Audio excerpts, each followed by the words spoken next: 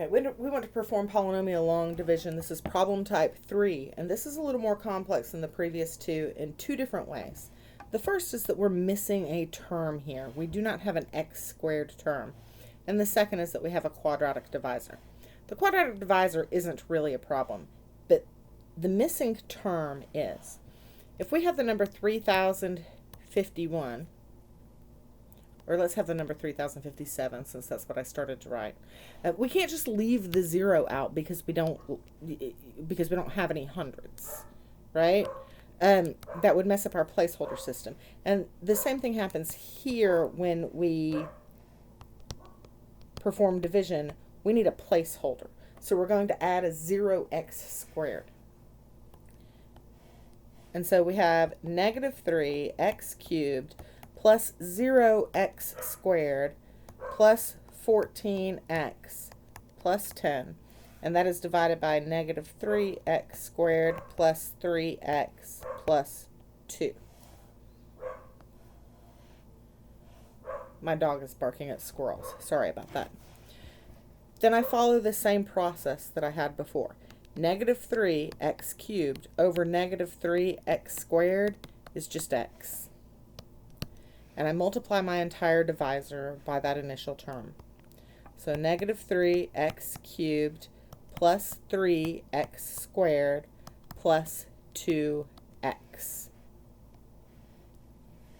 And I subtract that whole thing.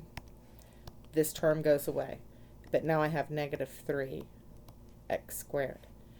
And 14 minus 2 is 12x. And I bring down the next term. Negative 3x squared over negative 3x squared is just 1. And so I have negative 3x squared plus 3x plus 2. And I subtract that whole thing. These terms go away. 12 minus 3 is 9. 10 minus 2 is 8. Okay. Now I have reached this point where I have 9x over negative 3x squared, and that is the same thing as negative 3 over x. And I don't want a negative 3 over x up here. So I'm done. The moment I reach a remainder that has a lower degree than my divisor, I'm done. Not the same degree. I had the same degree right here. This has a lower degree than my divisor. And so here is my quotient, and here's my remainder.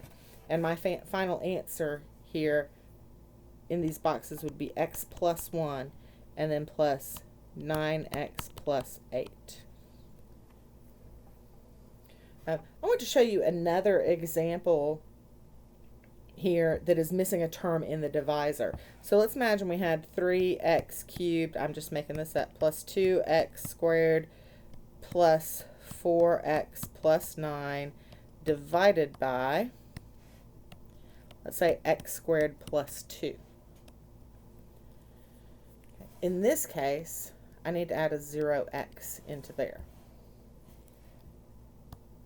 So I have 3x cubed plus 2x squared plus 4x plus 9 divided by x squared plus 0x. And you don't need to write that there if you can figure out how to place your terms over here without it.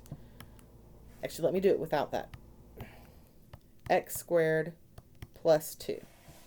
3x cubed over x squared is 3x. And so we put a 3x here. Then when I multiply, I have 3x cubed, and I have 6x. I do not put 6x here because then I'm subtracting it from x squared. I'll put a 6x here. So I keep everything lined up and then subtract everything. So these terms cancel. 2x squared minus 0 is 2x squared. 4x minus 6x is negative 2x. 2x squared, and then bring down your next term. Sorry.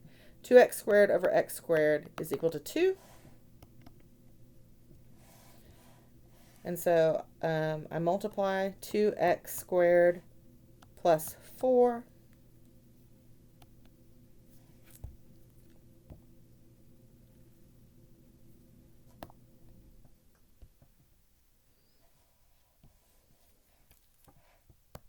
Sorry, I keep hitting the wrong button on my pen.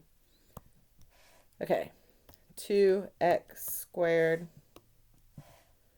plus 4. And I subtract that whole thing. These terms cancel. This gives me negative 2x plus 5.